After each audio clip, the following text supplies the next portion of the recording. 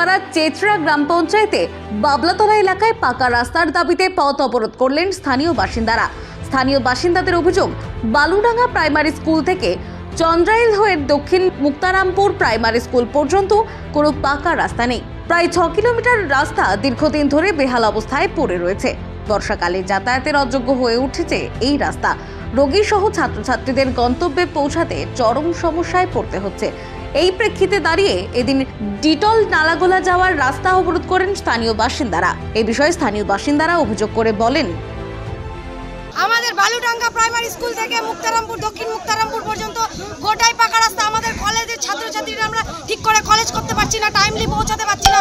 আমাদের রাস্তা চাই, পাকা রাস্তা চাই আমাদের, নাহলে আমাদের সব কলেজের ছাত্রীরা আমরা ঠিক করে কলেজে যেতে পারছি না, টিউশন করতে পারছি না।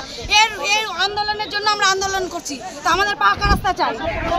আমাদের রাস্তা কাঁচা আছে, যার জন্য আমরা আন্দোলন করছি, রাস্তা অবরোধ করেছি।